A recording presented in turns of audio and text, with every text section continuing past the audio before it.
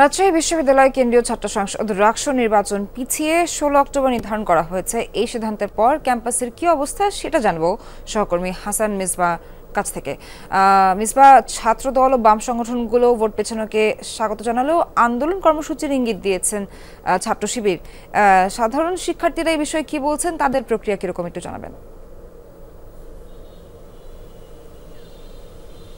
এই মুহূর্তে ক্যাম্পাস বলা চলে যে একেবারে নীরব, শুনশান নীরবতা। অর্থাৎ ক্যাম্পাসে এই সময়টিতে যে ধরনের শিক্ষার্থীদের উপস্থিতি, তাদের কর্মচাঞ্চল্য, সেটি আসলে এখন এই মুহূর্তে একেবারেই নেই। আর আমার ঠিক বাম পাশে রাকসুর যে অফিস, সেটি গতকালও এই জায়গাটি বেশ উত্তাল ছিল। শিক্ষার্থীরা এখানে অবস্থান নিয়েছিলেন, যারা প্রার্থী, বিভিন্ন প্যানেল থেকে যারা নির্বাচন করছিলেন তারা এখানে ছিলেন। বেশ মুখর ছিল এই জায়গাটি।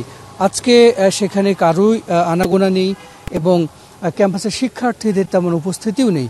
এখন যেহেতু কমপ্লিট শাটডাউন চলছে, সেই জায়গা থেকে শিক্ষার্থীরা, বেশিরভাগ শিক্ষার্থীদের একটা বড় অংশ হল ছেড়ে গেছে এবং শিক্ষক, কর্মকর্তা, কর্মচারী যারা আছেন তাদেরও যেহেতু আন্দোলন কর্মসূচি চলছে, ফলে এই মুহূর্তে এসে গতকাল যে অবস্থাটা ছিল যে ক্যাম্পাস একেবারে মুখর ছিল, সেই জায়গা থেকে আজকে বলা যায় ক্যাম্পাস একেবারে পুরোপুরি নীরব।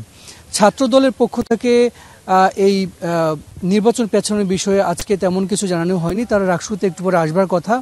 আর ছাত্র শিবিরের পক্ষ থেকে গতকাল এর প্রতিবাদে, নির্বাচন পেছানোর প্রতিবাদে তারা মিছিল করেছেন, তারা আন্দোলনের ডাক দিবেন কিংবা আন্দোলন কর্মসূচি ঘোষণা করবেন, এরকমটাও তারা জানিয়েছিলেন। আজকে এখন পর্যন্ত আমরা ছাত্র শিবিরের কাউকে ক্যাম্পাসে দেখিনি কিংবা কোনো ধরনের কর্মসূচি ঘোষণার যে বিষয়টি তারা জানিয়েছিলেন সেটি আসলে এখন পর্যন্ত হয়নি।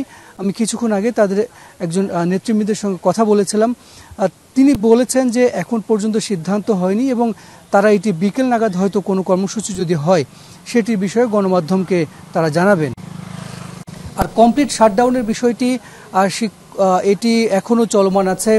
শিক্ষক, কর্মকর্তা, কর্মচারীরা তারা পোষ্য কোঠার বহালের দাবিতে যে তাদের যে আন্দোলন, সেটি বিষয়ে এখন পর্যন্ত কোনো সিদ্ধান্ত হয়নি। এটি হয়তো 2-1 দিনের মধ্যে একটি চূড়ান্ত সিদ্ধান্ত জানা যেতে পারে। মিসবাহ, আপনাকে ধন্যবাদ।